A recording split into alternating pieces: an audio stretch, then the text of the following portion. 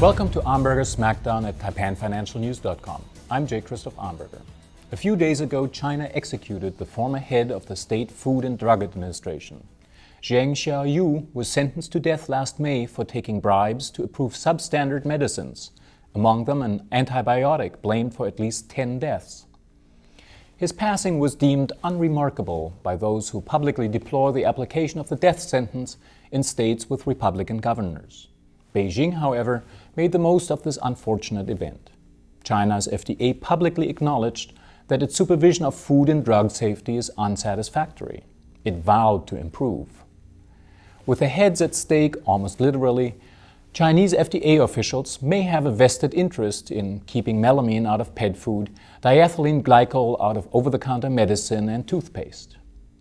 That's good news for American consumers and especially retirees. Because for years, thrifty Americans have been crossing into Canada to buy cheap prescription drugs. Nothing wrong with allowing the Canadian taxpayer and the Canadian health system to subsidize American drug purchases, especially if you can savor the irony that cross-border bargain hunting is a free market phenomenon created by the top-down price regulation of the pharmaceutical industry by the Canadian government. Following the lure of the larger market south of the border, Canadian drugstores in turn have begun to target market mail-order drugs directly to U.S. customers. Anyone in the U.S. with a valid U.S. prescription can now share in the benefits of Canadian price controls and Canadian subsidies. More than 2 million American seniors are already taking advantage of these huge savings. Politicians in U.S. cities and states have jumped on the bandwagon too, considering re-importing drugs from Canada the silver bullet to their own local budget problems. That too is laudable. The entrepreneurial solution beats taking on ambulance chasers and trial lawyers and the effect on medical and malpractice insurance. You don't have to deal with the exponential salary increases of the tenured tribes of medical and research academics and administrators, or dealing with colleges and universities who send young doctors out into the world with debt loads resembling the GDPs of small European principalities and the expectations to live a life of prestige and prosperity.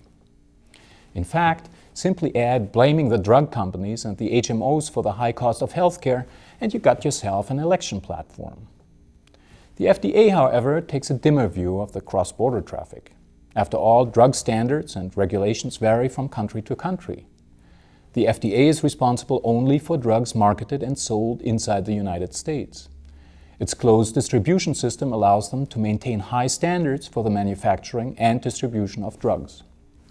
Go outside that system by physically driving your Subaru Outback across the border or by using internet pharmacies set up as foreign storefronts, and you just might be dealing with low quality, potential counterfeits, the presence of untested substances, as well as labeling and language issues. Buyer beware just may be a poor protection against expired drugs, contaminated pills, or wrong dosages. At least that's what one Canadian found out the hard way. This past week, Canada reported its first confirmed death due to counterfeit drugs purchased over the internet.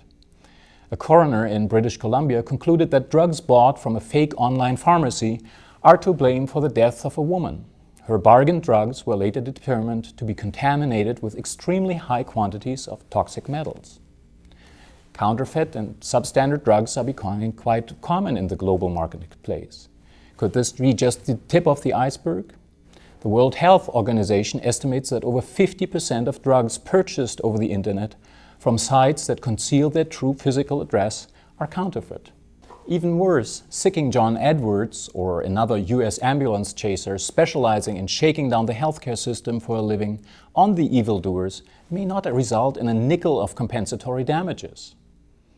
One confirmed death may not be sufficient to concern the bargain hunters or U.S. politicians. We may have to place our trust in the rigors of the Chinese justice system. For TFN I'm J. Christoph Armberger.